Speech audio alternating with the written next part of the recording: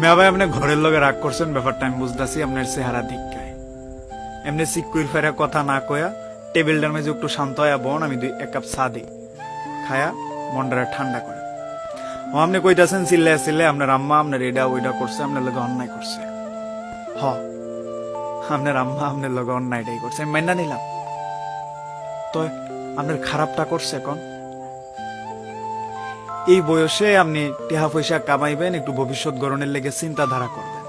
আপনি এখন ঘরের মেঝে ফাল্লা ফাল্লি করতেছেন বিয়া শাদির লেগে, এটা ওইটার লেগে।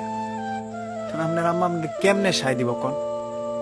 এটা তো হয় না মিয়া ভাই, এটা আপনার বুঝার ব্যাপার।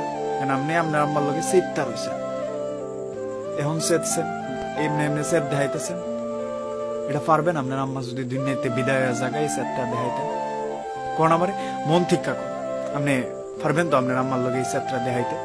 তখন একটা কথা কই শুনেন মিয়া ভাই, মারা অঙ্ক বুঝে না মিয়া ভাই, বুঝছেননি? আপনি সকালবেলা নাস্তার লাগে আমার কাছে একটা রুটি চাইবেন, আপনার 2টা রুটি এনে দিব।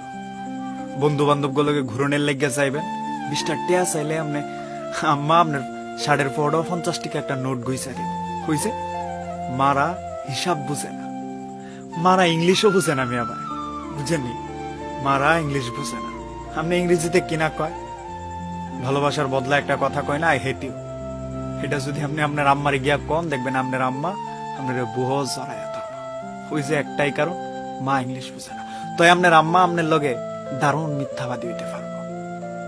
আপনার পছন্দের খাওয়ানটা যদি গরু কুদ্দুর তাহে সকলতে হাওয়ার পরে ওইটা মা নিজে না খায় আপনার লেগে তুইল্লা রাইকা কইব, বাজান আমি খাইছি, এটা তোর লাগিয়া রাইখা দিছি।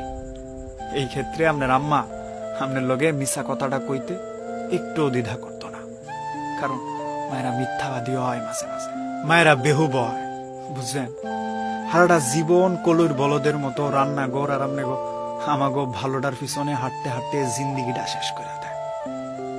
ওই দিন আপনি কইলেন না আপনারা 4 বন্ধু মিল্লা পিকনিক করণের লেগে যাইবেন, আপনার আম্মা আপনার আব্বার ফোহর টিকা টেহা চুরি করে না আপনারা দিছে।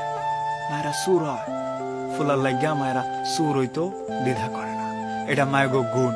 মায়েরা নির্লজ্জ হয়।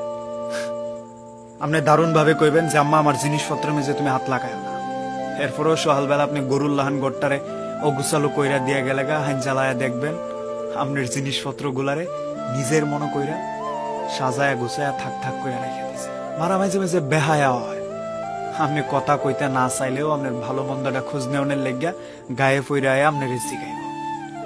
রাইতে ঘুমানোর সময় আপনি ঘুমাইছেন কিনা এটা উকি মাইরা দেখব।